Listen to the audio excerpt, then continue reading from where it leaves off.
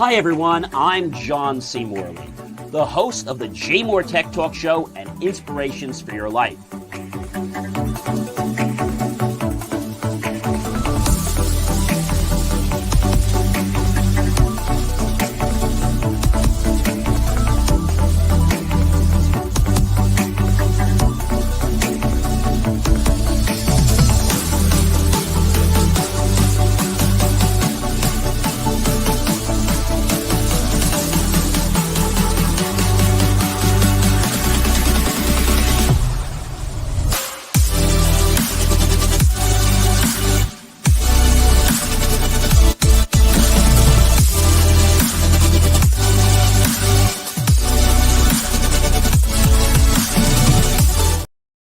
Hey guys, good evening. It is John C. Morley here, serial entrepreneur, the host of the JMOR Tech Talk Show. We have a great show for you guys here tonight, but let's get into that in just a second. We are on the JMOR Tech Talk Show second series, which means we're in the year 2, series 2. We're on show 37. This show comes out every single Friday at 5:30 p.m. And everybody's been asking me, where's the podcast? Well, I got some good news for you. We are starting our podcast probably with the episodes of September going forward. We will have a podcast officially on the air, I would say probably by October 1st. So we have the video podcast, but we'll have the audio podcast that gets shared to all kinds of other platforms like Pandora, Spotify, Apple, Amazon, all those great things, right? So that's coming. Thank you so much for your feedback. We have heard you, and we are going to do that. All right, everyone. If you're new here, just go ahead and grab your smartphone, launch your camera app, point over the QR code like so, touch the yellow ellipse. You'll get my link tree as easy as that. You can also get there by going to believemeachieve.com for more of my amazing, inspiring creations, ladies and gentlemen. So definitely check that out, everyone. I think you're just gonna fix my hat here a second. Okay, there we are. We have a great show here tonight, so let's just get right into it. But thank you so much. Whether you're here at 5:30 p.m., 5:30 a.m., 3 a.m., 3 p.m., 12 noon, 12 midnight, I am so grateful from the bottom of my heart with you guys taking the time to be here and to check into my weekly tech show. All right, so let's get right into this. Today was an interesting day for me. Got up very early. Well, not terribly early, but I was in front of my computer waiting with bated breath, logged into the Verizon site, and ready to click that button to order the iPhone 15 Pro Max. Now, I have to tell you, pre-ordering became available for the new iPhone 15 Pro and Max today, Pro and the Max today, and many other of the line. So all the 15 line was available. It started at 8 a.m. prompt today, September 15, 2023. But unfortunately, those of you that did not get in on the order today, if there's nothing left, well, you're going to have to wait probably till next week or Friday till you can place your order. In fact, in many countries, they have been told that they're not going to be able to place an order until, ladies and gentlemen, October or November. Ouch! Well, it definitely pays to be the early bird, and I knew I wanted to get that. So you're probably wondering, what did that cost me? Well, in order to get the phone, you have to make sure your account is obviously current. You can't even have $1 outstanding, so they're really picky about that. The second thing is they actually lowered my plan from, I think it was like $39 a month, to now with this phone, even though it's a better phone, to like, I think it was like $15, $20 less or something, which was pretty cool. And so we'll have to see. I'm supposed to get the phone on September 22nd. So you know what I'm going to do for you guys? I'm going to unbox that phone right here live on the JMOR Tech Talk Show. That'll be, yes, that will be on Friday. I'm going to go through and actually take it out of the box and show you guys what it is. And then after the show, I'm going to go and set it all up. So the following week, I'll give you my feedback of what I think of the phone. But I know you guys love unboxing, so I'm going to do one right here on the air. So definitely check that out. The other thing that was interesting about this iPhone 15 series is that the colors were a little bit weird. What do I mean by that? Well, the colors were all done in this titanium world. So they had like a black titanium, a white titanium, a blue titanium, a gray titanium, and a silver titanium. So this is their ideal for a type of finish. So the way they define them is, as we said, black titanium. They really call it a white titanium, blue titanium, and they call it a natural titanium. Those are the new finishes. We've seen the blue before the back, but they made some changes. So they claim that this is a lightweight, durable design. It's available in the 6.1 inch, the 6.7 inch, and it's also available, as you know, with a additional set of features for the Pro Max, which has a strong and lightweight titanium design, which is a first for an iPhone, right? It's a premium alloy, and it's the same material that's used in making spacecrafts. Pretty cool. And so one of the highest, let's say, strength to weight ratios of any metal, making this Apple's lightest Pro lineup ever. So both models feature a new refined brush texture, contoured edges, and the thinnest borders on the phone. I hope that doesn't cause damage to the phone. So very interesting. I know the last one I had was the 13. I did not want to break down and get the 14. There was no purpose. There was really no reason to get the 14. So I decided to stay with the 13 because the new USB-C was not actually going to come out until the 15. Now, something else that is very interesting. They have gotten rid of that little button on the side of the phone. You know how they have this little notch here? You can see that little notch. Well, they replace that notch now with what they call a new action button. It replaces a single switch that you could toggle between ring, silent, and now it offers additional options so users can choose between accessing the camera or the flashlight or activating voice memos, focus modes, translating, and other features like a magnifier or using shortcuts for more options. A press and hold gesture with a fine-tuned haptic feedback and visual cues in the dynamic island ensure the new button launches the intended actions very easily. So it does have the A17 Pro chip, bringing the Pro performance and capabilities of the iPhone 15 Pro and the iPhone 15 Pro Max. The industry's first 3-nanometer chip. And this should be pretty cool. The new CPU is 10% faster with micro architectural design improvements. And the neural engine is now up to 2 times faster, powering features like autocorrect, personal voice, and the Pro Class GPU is up to 20% faster and unlocks some new experiences that we're going to have to see. And it comes packed with a new 6-core design that increases peak performance, right? All right. As we're putting more tax on these phones with having them do more things, we need them to have a faster, more capable processor. The A17 Pro has a dedicated AV1 decoder, enabling more efficient, high-quality video experiences. Additionally, there's a new USB controller that enables USB 3 speeds on the iPhone for the first time, and now it supports much higher transfer speeds and video output of up to 4K at 60 frames per second.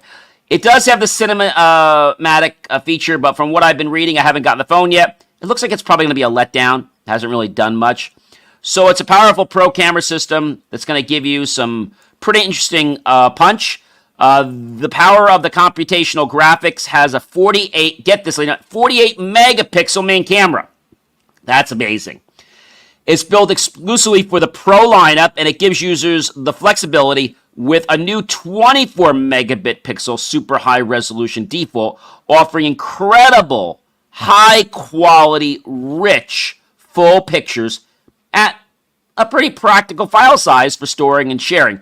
The main camera allows users to switch between 3 popular focal lengths, 24mm, 8mm, 28mm, and 35mm, and you can even choose one as a new default. In addition, the 48 megapixel Pro RAW feature, the main camera also supports a 48 megapixel HEIF image format for 4 times more resolution, and the iPhone 15 Pro features an expansive 3 times telephoto camera.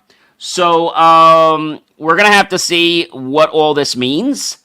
but definitely interesting. And the next generation portraits on the iPhone 15 Pro and the iPhone 15 Pro Max feature should be more sharper detail, more vivid colors, and of course a better low light performance ratio. So that's going to be really cool. And there are some additional features on the phone, such as a night mode that gets better with sharper details and more vivid colors. That's powered by a photonic engine, including the night mode portraits enabled by LiDAR scanner that's on the phone.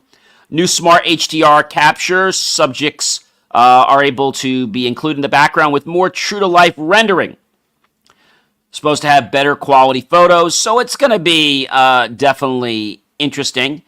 And coming later this year, the iPhone 15 Pro will add a new dimension to video capturing with the ability to record spatial video for Apple Vision Pro.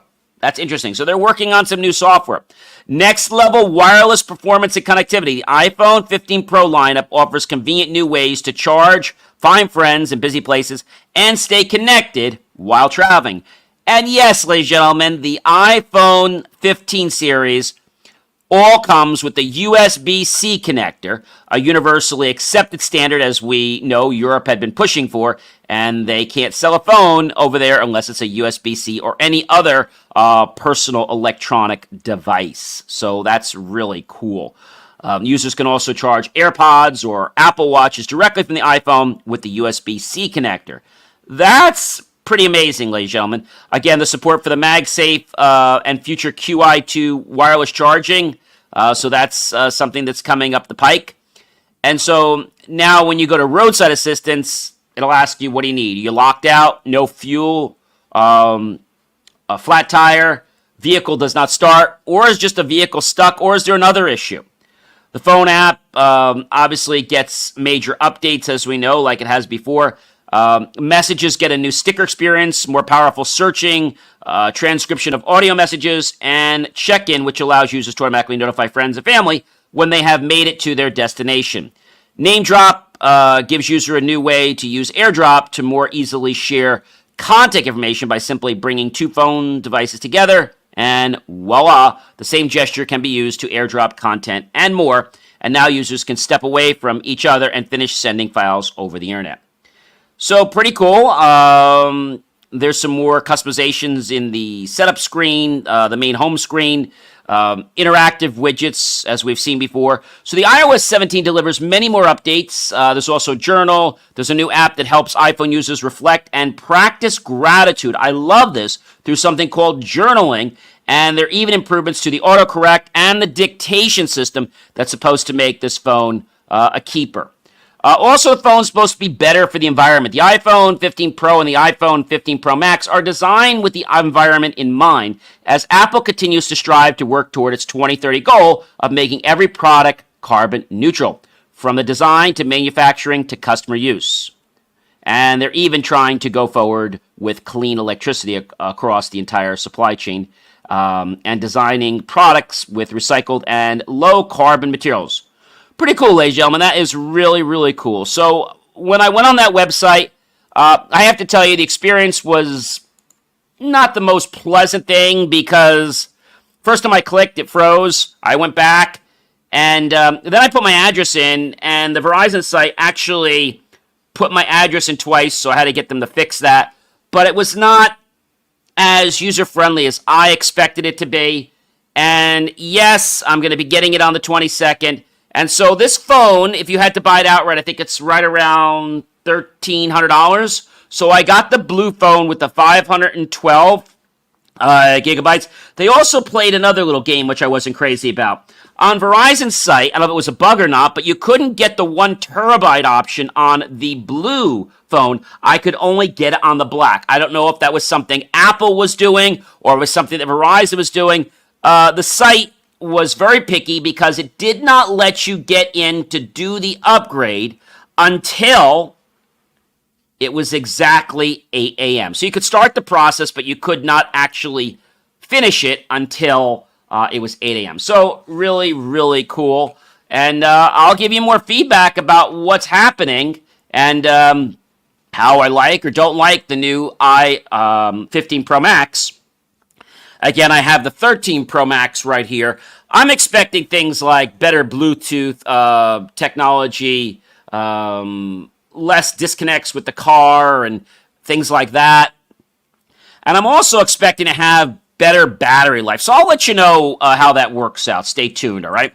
So I want to talk to you guys about something really cool, how to program a robot arm. So before we can program a robot arm, we have to understand how a robot is classified. Robots are classified by the number of axes. So axes are basically the joints for the robot. Now they come in, you can have a 1-axis, a 2-axis, 3-axis, 4, 5, 6, and even a 7-axis. 6 are the most popular, which is equivalent to the human arm and hands. But a 7th means that the robot will be able to move up and down the assembly line. That's where the 7th axis comes from. And there's even robots in, I'd say, R&D that are going to be able to go up to 12 axes. Again, 6 is equivalent to the human arm and hands, so I think that's pretty cool. So that's the first thing we have to realize, and that the more axes we use, okay, the more expensive the robot's going to be. All right, that's also important. So let's dive into a little about these axes. So some joints can have 2 of these controls, which we call servo motors. Now, the robots today use servo motors because they are very specialized in what they do. So a servo motor basically has the motor, a control circuit, and a sensor that can determine not only its speed and also its exact current position. So you might be asking me, hey, John, how do these motors hold this position? Great question. Well, there's an encoder on there on each servo motor. And so there are batteries that are in the robot. And so whenever the power is on, it can very easily, have those configurations held. But also if the power goes off, they also can be held because the battery holds their, what we call, home position. Now, normally the robots are programmed with a home position when you get them from the factory, but oftentimes they're not what you want, so you might have to set them. If you do happen to turn off the machine and the batteries are low, you're going to lose all of your home positions, and you're going to have to go through and set them up. That's a pain in the neck. So when you get the prompt that your batteries are low, do go and change them, but don't turn the power off, or you're going to lose all your home settings. So I think that's pretty cool. So servo motors, again, are chosen because they're having a capability of very precise movements, allowing to operate within tight tolerance specifications. And this is really cool. We've seen these in remote control cars. We've seen them in a lot of different things. But remember, a robot needs to be very precise, okay?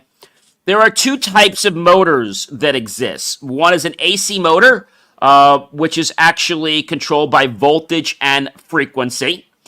The voltage, think of voltage as the pressure coming in, which is the force from the electricity, and the frequency. So if we talk about, let's say, a 115, 120 AC circuit, or we talk about a 220 circuit or 320, what happens is it constantly pulls. So it goes one way, then it goes the other way. Goes one way, then it goes the other way. On a DC circuit, it just keeps pulling in one direction. So that's why we call it AC, alternating circuit. Now, alternating circuit motors, in this case servo motors, are used in industrial robots because they can handle the challenges that'll come up, such as high surges and spikes that could come through any type of factory lines. So that's really important that they can handle those, those surges, those spikes. And so AC servo motors will last a very long time. Again, remember, they are very precise. And the thing about them is that they're designed to be a workhorse. So there are a variety, ladies and gentlemen, of robot types. One type of robot is what we call a SCARA robot, which is a selective compliance articulated robot arm, and it's a kind of industrial robot used for pick and place or assembly operations quickly with precise accuracy. They're very efficient, but they're often limited by the weight or the payload, which is how much they can lift. And so that's a problem. I don't know if you know this, but SCAR robots can operate within tolerance ranges of less than 10 microns, as opposed to 20 microns for a 6-axis robot. So you can obviously see why people may choose to have a SCARA robot. Now, 6-axis robots are more suited for industrial manufacturing where there is a greater need for flexibility, strength, and reach. So that's very, very important. And these robots can rotate, bend, move in an arc, and grip objects at different angles. Now, since they have 6 axes, which we call 6 types of free movement, or 6 points of freedom, objects can be rotated, or tilted, making them more suitable for advanced pick-and-place applications. There's another type of robot that I want to talk about today. It's called the Delta robot. So Delta robots are another type, and they have a base that is connected to each joint parallelogram. It consists of a base platform with 3 actuating arms attached to a pair of arms to form a passive arm.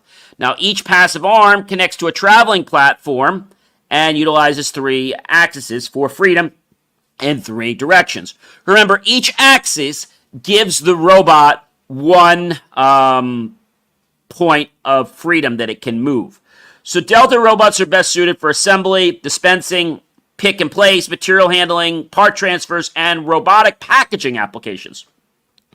Those wanting to use a Delta robot must ensure that the part is lightweight and is a standard shape as it operates at very fast speeds.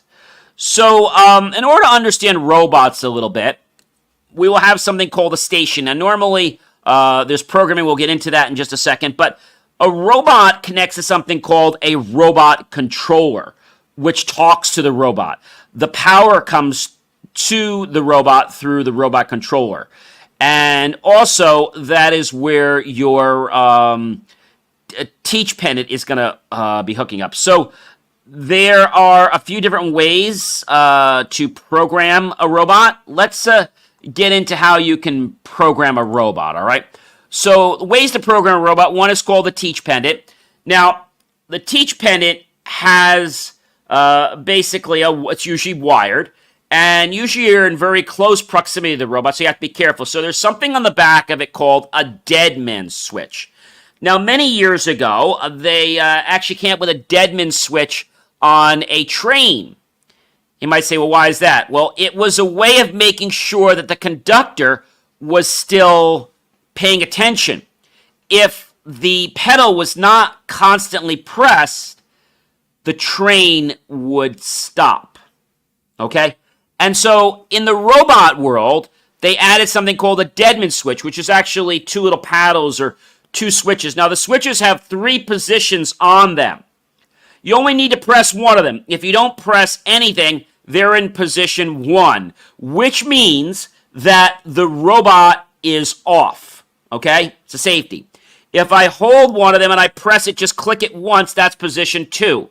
Position 2 means that the robot is engaged and it's on and it's able to be programmed. So in order to program a robot with a teach pendant, you have to turn the switch to where it says on to allow programming. You have to hold one of the deadman switches with your finger, so you click it once. The reason that they have the 3rd position is if somebody panics and you're holding it and you just push it all together, it will stop the robot. So in position 1 and position 3, the robot will be completely inoperable.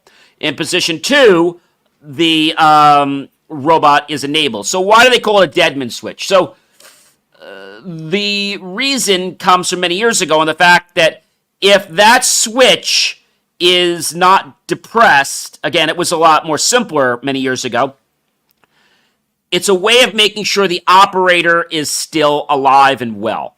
They have a deadman switch on a treadmill. Now, it's usually just something simple where they have the string and it connects and you put it on your belt. And so if you were to, let's say, slip off, okay, or pull back, you'd fall off and it would pull the clip out and it would immediately stop the motor. All right, now they have deadman switches where there's electric eyes, and if you get too far back, it'll shut the treadmill off. So again, some pretty cool stuff. But again, they placed them on robots because if you're working with a robot and suddenly I tell it to move and now it comes around and it's about to hit me and it could knock me over, well, my hands would drop and the robot would actually stop doing what it's going to do automatically. So I think that's probably something that's very, very interesting. And Deadman switches are not new. They have been around for a very, very long time. So in order to program a robot in the first method, which is with the teach pendant, you have to make sure that the switch is turned to the on position, enabling programming.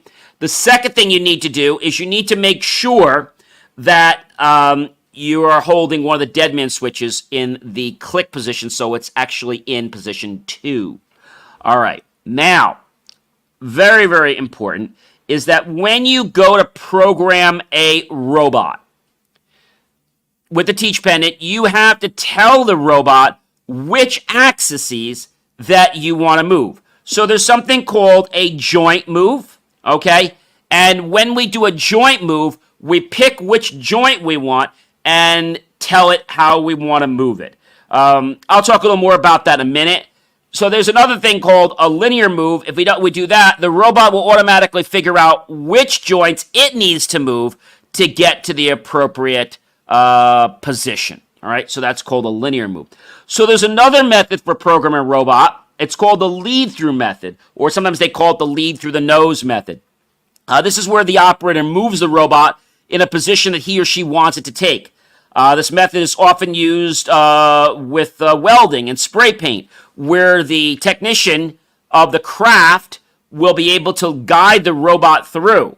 And as it's doing that, it's actually learning the paths that the robot is taking. The lead-through method does not require as sophisticated a programming as the others do, so they don't have to be really an expert with that. So the lead-through method program allows the controller to record each motion or path as the operator guides the robot, taking less time than the teach pendant. The teach pendant takes time because what you have to do is you have to tell it whether you're going to do a move, if you're going to do it as a joint, if you're going to do a linear move. Then you have to give it the point. Then you have to indicate after you give it the point. You have to give it some other variables, I should say, like, are you going to move it, what percentage, depending on what it is. After you finish the move, is it going to be a fine move, which means it's going to move very gracefully, or is a CNT, which means it's just going to abruptly end. So those are very important things. And sometimes you may want to add an ACC command to the end to indicate that you wish the acceleration to show how fast the robot will start the particular movement. So I think that's really cool. And so when you change that movement, that has a very big impact. And so that is programming it with method 2. Method 3, ladies and gentlemen, is what we call basically offline programming. So you can use a virtual environment, we call it an IDE, Integrated Developer Environment, where the programmer can choose the robot they want. They'll have a robot station, they'll add the robot that they want, and add the controller, and then they can program that in Python, C, C#, C++, etc. And the environment is a great way to design a program without taking the robot offline and being able to see how it works. However, it's very important that you understand that when you have done programming and you've tested out in the virtual environment, you still may need to actually test it in the live environment because of compatibility and also because the real world is oftentimes different than the virtual world. There might be something that you missed. The offline programming is used a lot of times, especially when there's a lot of robots and people don't want to have downtime, and typically they have programmers that can do that. Now, there is another method. So, again, we have the teach pendant. We have the lead-through programming or lead-through-the-nose programming, where you take the nose, they call the end the nose. Or we have something that is called autonomous programming. So this is a little different.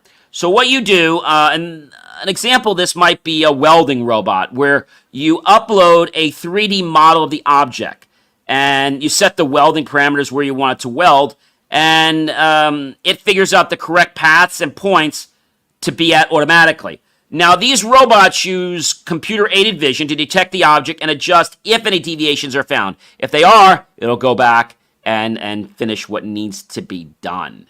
So that's a different type. So we have the first method I showed you, which was I told you about, which was the teach pendant. Then we have the lead through the nose program. Then we have the offline programming, and then we also have the on more sophisticated robots, we have the autonomous programming, which uses the computer vision. Now, when we think about programming, we have to talk about the views for programming. All right, so the programmer must understand how the robot sees things, whether it's a teach pendant or the offline method, whatever it is. In the id, we have to create a station where we can select the robot type, and by selecting the robot type, we're telling it whether we want 2, 3, 4, 6, 7, or more axes, and so that's really important. And the robot can see the world as a world view, a local view, a tool view, but what do they mean? So a world view causes the robot to see things from the base of itself, from the bottom of the robot, okay? The local view allows the robot to see things from the object's perspective. And the tool view allows the robot to be moved regarding the end of its tool. Robots have 3 primary coordinates that can be utilized. One is the X, which is the rolling, and it rotates the tool on its center axis, okay? Y, pitching, moves the tool vertically, and Z, yawing, turns the tool left and right, and each using having 2 numbers to identify the specific location. Now, when we move a robot's joint or axis, it can be done with a motion of either a joint, a linear, or a circular.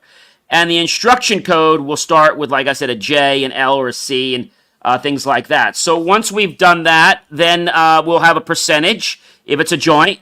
If we need to specify the termination type, like a fine or CNT, and that tells whether it's going to move smoothly, or the CNT if it's going to be a jerky end.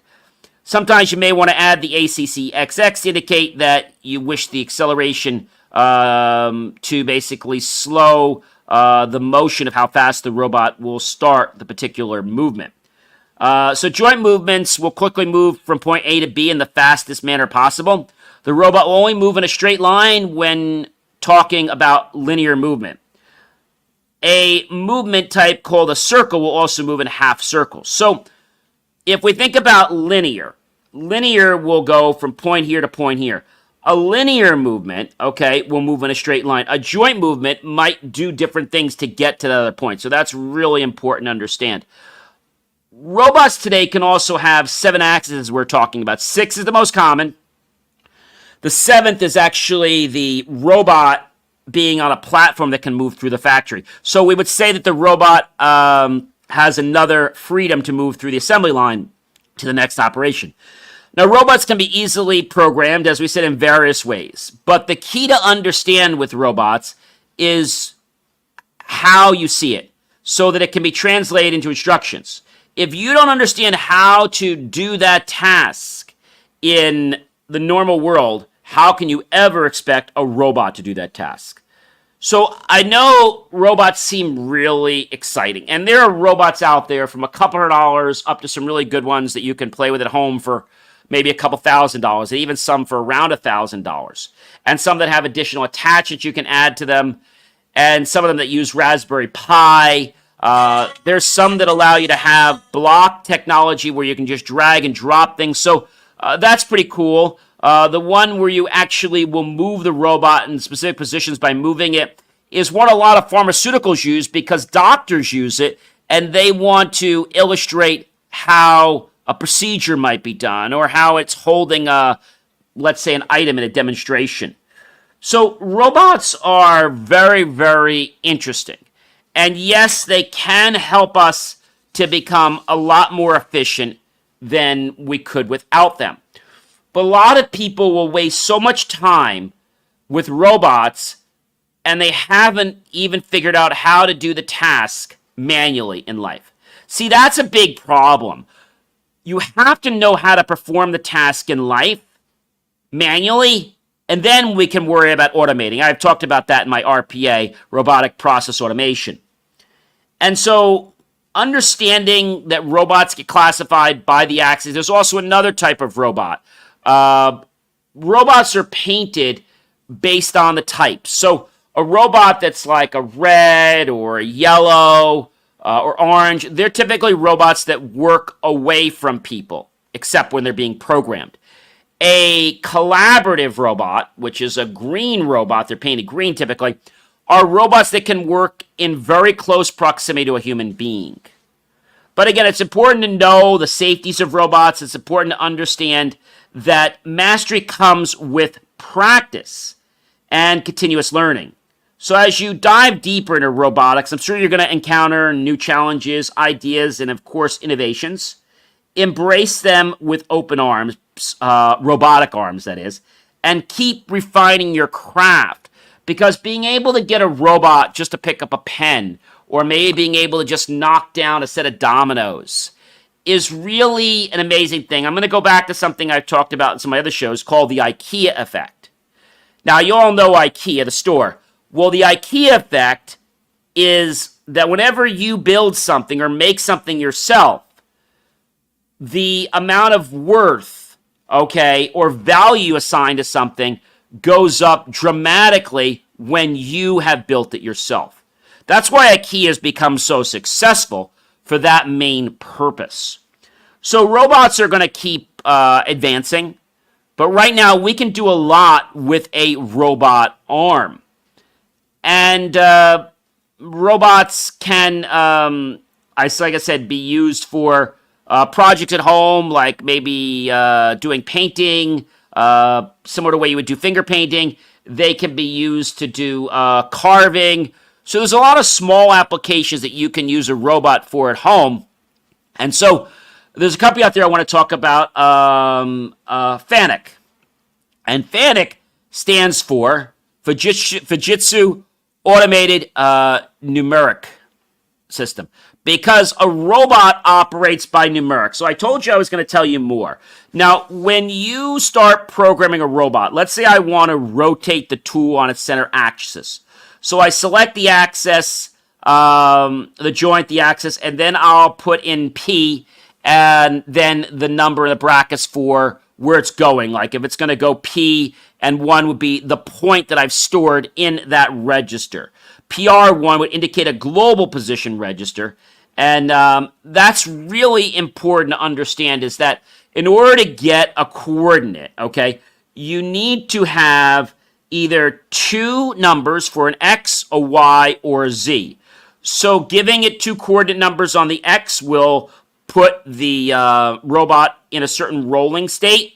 Two coordinates on the Y, okay, will go ahead and put that into its pitching state, okay, and moving the tool vertically. And the Z, yawning, turns the tool left or right. And remember, each has two numbers to identify the specific locations. Very similar to the way we would actually chart a point on a graph. So robots basically take a number and they go from there. Now, you might ask me a question, well, John, how do you do things like open a door and stuff like that? Because you might be talking about a CNC machine, right? Computer number machine. And so CNC has been around for, I'm going to say, a very, very long time. And if you're asking me how long, a very long time. A CNC machine is basically it's a programmable machine, okay? And it is a numeric control machine. A CNC machine is basically a process that looks at numbers and decides where to put the robot or the axis, what have you. Does that make sense to everybody? Okay. So CNC stands for computer numerical control. And so that's really what a robot is doing. You're telling it what joint to move, if you're doing joint move, and then it goes from there. If you're telling it linear move, then it will automatically figure how to get into that position that you've looked at. So that's why it's really important that you understand the X, Y, and Z axis and how you're talking to the robot, especially if you're using another program and they're addressing it in world view and you're addressing it in tool view. That might be confusing. Now, let's say I have this machine, this CNC machine, and I'm going to use it to make some holes. Oh, the computer numerical control. I'm getting ready to put the, let's say, block in there that has to be cut, the metal, let's say, square. And before I can do that, I have to call something to open up the door. So there is a program that's pre-stored on the system whenever you buy these different things. And when you call it, it will allow the door to open. So that is really cool. There could be something like change tool. You can call a change tool command. It'll change the tool, and then you can tell it which tool to pick up. But it really just uses numbers, and these numbers are its coordinates. Just like every single place in the world has a latitude and longitudinal value. Does that make sense to everybody?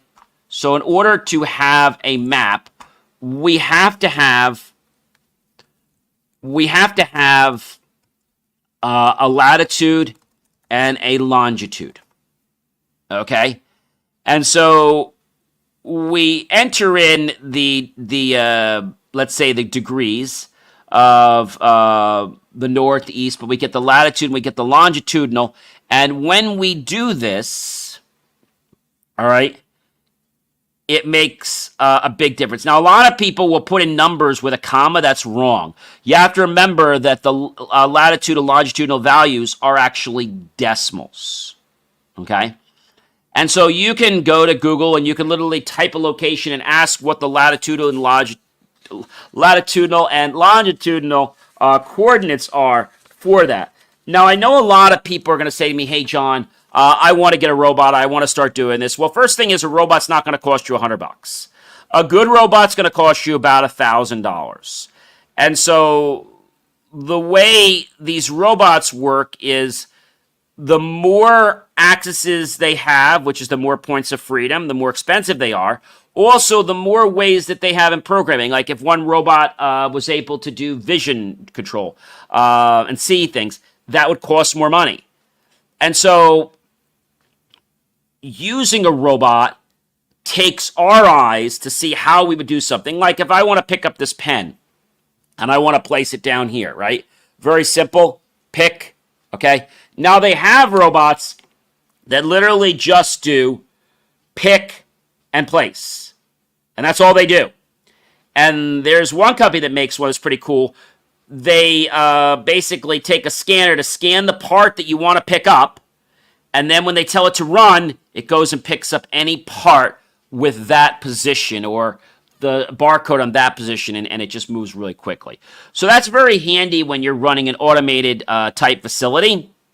And I would encourage you to go over to believemeachieve.com and definitely read my article. I think it's about 1,500 words about how to program a robot. I think that will really impress you, and it might encourage you to dive deeper and maybe do some of your own robot programming. All right. I hope you guys have enjoyed that. And I know robots are going to become more and more of our future. So why not decide to start learning how a robot works? All it does is operate by a coordinate system. That's it. You give it a coordinate and it knows how to get there. But it has to know what its home points are before it can go ahead and do that. All right, ladies and gentlemen, so a lot happening with this, a lot happening with the iPhone, but what about what's going on Capitol Hill? Tech leaders agree on the AI regulation, but are divided on how in the Washington Forum. What's going on with this? I mean, you know, this is a major issue, and I frankly don't think that Washington knows how to handle it. I'm being very clear on this. Why? I think there's just so many people out there. The delegation of the top tech leaders, including Sundar, Elon, Mark, Sam Altman, they were in Washington on Wednesday for a closed-door meeting with the U.S. senators to discuss the rise of the artificial intelligence and how it could be regulated. The discussion definitely, I'm going to say, is a problem because as more people, get involved with AI, I think it's going to cause people to just be a little concerned about what's going on in, their world. I think that's probably the biggest thing. And so, a lot of people out there don't have a clue. But one thing is very certain. We need to start putting some regulation in place now. Because if we don't, how are we ever going to handle anything that comes up? Now, you might say, gee, it's not the robot's fault. You're going to point it back and saying it's the company's fault, it's the programmer's fault. Well, yes, but I think there needs to be an SOP, a standard operating procedure, that allows or disallows for things that can happen. And I want to share a very interesting rule. Do you guys all know the 3 laws of robotics? So there are 3 laws of robotics, and this came out from the I, Robot book in 1942 by Isaac Asimov. So the 3 laws of robotics are basically a set of rules devised by a science fiction author, as I mentioned. And these rules are very, very straightforward, but I want to share with them. The first law states, a robot may not injure a human being or through inaction allow a human being to come to harm. That's rule 1. Rule 2, the robot must obey the orders given it by human beings except where such orders would conflict with the first law. Rule 3, a robot must protect its own existence as long as such protection does not conflict with the first or second law. Now, these are all very straightforward things, but our technology right now does not even have these laws. They're like somewhere oblivion, all right? Guys, I have really enjoyed being with you tonight and talking so much about robotics and helping you guys understand that our future is very bright. But we as citizens, we as people, we as business owners, employees, contractors, managers, what have us, volunteers, we have a responsibility to how we're going to use technology. You've heard me say before, technology is not good, technology is not bad. How people choose to use it is what makes it so. I've got 2 quick things I want to share with you. One is Google to pay $155 million in settlements over the location tracking. Ouch, ouch, ouch, ouch. That's gotta hurt. I would not want to be Google. I tell you, I would not want to be Google. And the issue that they're going to probably say is, we didn't know. I mean, they pawn everything off to their people overseas, and then they play the game like, we didn't know that was an issue. We had no clue. So I feel, people are not stupid to what Google's doing. And Google has agreed to pay the $155 million to settle claims by California and a private plaintiff that the search engine company misled consumers about how it tracked their location and used their data without their consent. Both settlements resolved claims that Alphabet Inc., which is the parent of Google, deceived people into believing they maintained control over how Google collected and used their personal data. And guess what, ladies and gentlemen? Google is going to pay the piper. The company was accused of being able to profile, quote unquote, people and target them with advertising even if they turned off their location history. Ouch, ouch, ouch, ouch. Again, I do not want to be Google. And deceive those people about their ability to block ads. Now, I want to quote what Google said. Google, actually, one of the people said there, that was actually arguing, the California attorney actually said this, quote, Google was telling its users one thing, that it would no longer track their location once they opted out, but doing the opposite, continuous tracking of its users' movements for its own commercial gain, that was a problem. And so the California settlement required Google to pay $93 million and disclose more about how it tracks people's whereabouts and uses the data it collects. So they had asked for $93 million. They're paying $155 million. I think Google knows they got their hand caught in the cookie jar. All right, so I have one more story, and I think this is going to really be heart-wrenching. TikTok was fined 345 million euros over handling of children's data in Europe. What the heck is going on, people? Like, I mean, are we going to ban TikTok or what? Because they're getting into a lot of problems. And these problems are going to hurt innocent people. You heard me. They're going to hurt innocent people. This Chinese-owned video platform has grown rapidly. And among teenagers around the world in recent years, it breached numerous European Union privacy laws between July 31st, 2020 and December 31st, 2020. Ireland's Data Protection Commissioner, DPC, said this in a statement several times. So TikTok has been fined 345 million euros. That's $370 million in the U.S. for breaching privacy laws regarding the processing of children's personal data in the European Union. And its regulator in the bloc had just stated this on and this past Friday today. The Chinese-owned short video platform is becoming a problem. It is the first time ByteDance's own TikTok has been reprimanded by the DPC. That's pretty serious. Yeah, the DPC, that is the Data Protection Commissioner.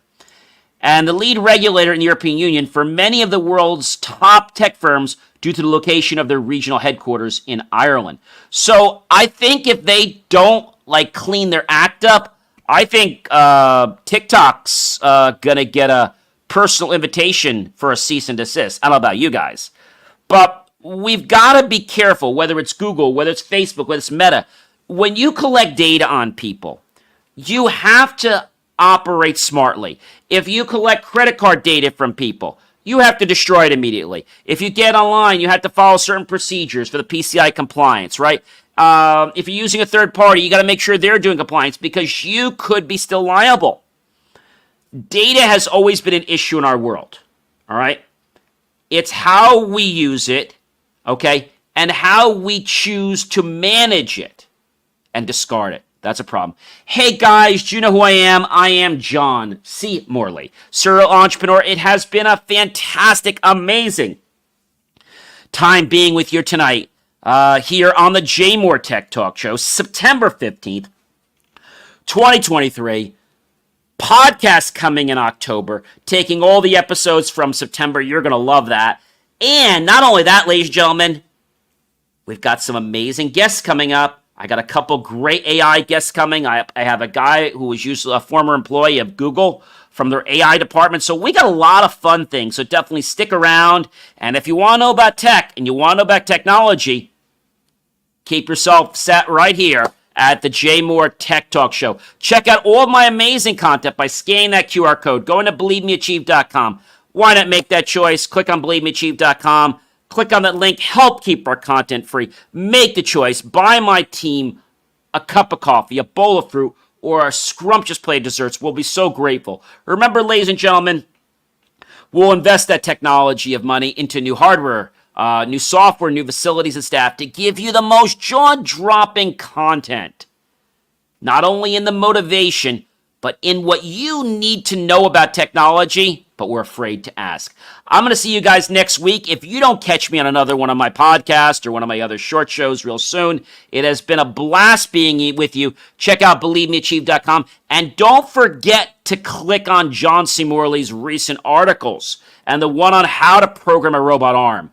Let me know if there's something you want me to cover, and I'll be happy to do that. Or if you'd like to be a guest, if you've been a tech author, or if you have something that you think would be compelling. Again, this is not a sales show, and I make that statement very clearly. I'm looking for people that want to provide value. If you were a tech author, entrepreneur, and you have something you'd like to share, reach out to me, and we'll set up a pre-chat and see if you're a good fit. I hope you guys have an amazing rest of your Friday night. I'm going to catch you next week.